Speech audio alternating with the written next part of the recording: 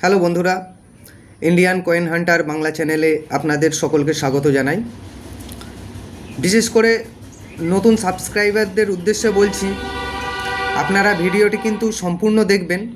আর যারা আমাদের ভিডিওটি নতুন দেখছেন তারা কিন্তু অবশ্যই আমাদের চ্যানেলটিকে সাবস্ক্রাইব করবেন। ভবিষ্যতে আরও নতুন নতুন টপিক, নতুন নতুন mint mark variety, lion variety, dot variety, mule variety, যেসব কয়েনে এর আগে কেউ কোনো তথ্য দেয়নি সেই সব তথ্যগুলো কিন্তু আমরা দেব।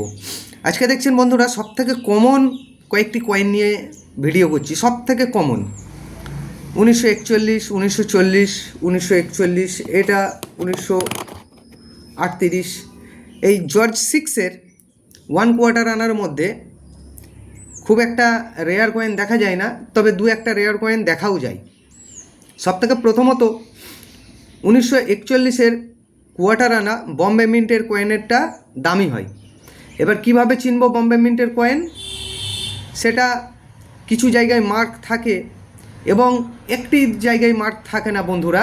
বিশেষ করে অনেকেই জানেন যে 1941-এর বম্বে মিন্টের যে 1 লেখা রয়েছে, ONE 1, এই 1-এর এনের উপর ডট থাকে, তাহলেই সেটা বম্বে মিন্ট। কিন্তু না বন্ধুরা, আরও কিছু জায়গায় ডট থাকে। সেই ডটের লোকেশানগুলো কিন্তু আপনাদেরকে আজকে দেখিয়ে দেব।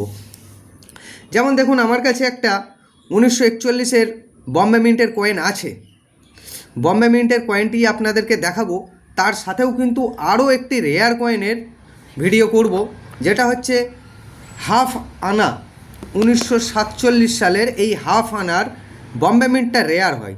এই বম্বে মিন্টটা কীভাবে বুঝবেন, সেই বম্বে মিন্টটা বুঝিয়ে দেব আপনাদেরকে, যে কি করে বুঝবেন বম্বে মিন্ট।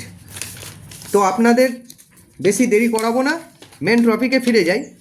আমরা জানি বা না জানি কিছু ব্যাপার না, কারণ হচ্ছে 1940 বলুন, 1941 বলুন, আমি 41-এর কয়েনটাই নিচ্ছি।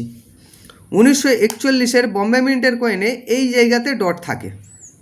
কিন্তু বন্ধুরা, সব ক্ষেত্রে এই জায়গাতে ডট থাকলেই যে ওটা বম্বে মিন্ট হবে, বা ডট না থাকলে সেটা কলকাতা মিন্ট হবে, সব ক্ষেত্রে নয়। ডট থাকবে, তবে ডট না থাকলে সেটা কলকাতা মিন্টই হবে। কিন্তু ডট কোনো সময় এই 4-এর নিচেও থাকতে পারে। এই দুটোর মাঝখানে থাকবে তার কোনো মানে নেই। এই 4-এর নিচেও থাকবে, কোনো সময় এইখানেও থাকে। আবার কোনো 1942 সালের কয়েনে 42টা সম্ভবত এই সময় নেই আমার কাছে, হাতের কাছে, এই জায়গাতেও কিন্তু একটা ডট থাকে। কোনো কয়েনের এই ভিতরেও ডট থাকে এবং এই সাইডেও ডট থাকে। সেই ডট ভ্যারাইটিগুলো কিন্তু চলে। আজকে দেখাই আপনাদেরকে এই কয়েনটি 1941 সালের বম্বে মিন্টের কয়েন। দেখুন বন্ধুরা, ONE 1-এর উপরে কিন্তু একটা ডট আছে। এই ডটটা থাকলে কিন্তু বিক্রি হবে। 4-এর নিচে ডট থাকলে বিক্রি হবে। এই জায়গাতে ডট থাকলেও কিন্তু বিক্রি হবে। 1941-এর এই কয়টি কয়েন কিন্তু এইরকম ডট ভ্যারাইটি থাকলে বিক্রি হবে। আরেকটি কয়েন যেটা বলেছিলাম 1947 সাল, 1947 সালের এই কয়েনটি বম্বে মিন্টের হলে কিন্তু বন্ধুরা বিক্রি হয়। এবার বম্বে মিন্ট কী করে বুঝবেন যে এটা বম্বে মিন্টের কয়েন আছে? প্রথমত এই জায়গাটি দেখবেন। এই জায়গাটি যদি এক সরল রেখায় ড্যাশ থাকে, একটাই সরল রেখা, কোনো কাটাকুটি থাকবে না, খুব ভালো করে দেখতে হবে, সেটা কিন্তু কলকাতা মিন্টের হবে। এবার লাহোর মিন্টটাও কিন্তু পরবর্তীকালে জানাবো। লাহোর মিন্টটা যদিও রেয়ার হয় না। এই ড্যাশটা কেমন থাকলে কলকাতা হবে আর কেমন থাকলে বম্বে মিন্ট হবে সেটা আপনাদেরকে বোঝাই। এই ড্যাশটা দেখিয়ে দিই। এই দেখুন বন্ধুরা, এই যদি লম্বা দাড়ি থাকে ওই দাড়িটা, তাহলে কিন্তু কলকাতা মিন্ট হবে। আর এই থাকবে বম্বেটা ড্যাশ ডট ড্যাশ, এটা কিন্তু বন্ধুরা বম্বে মিন্টের হবে।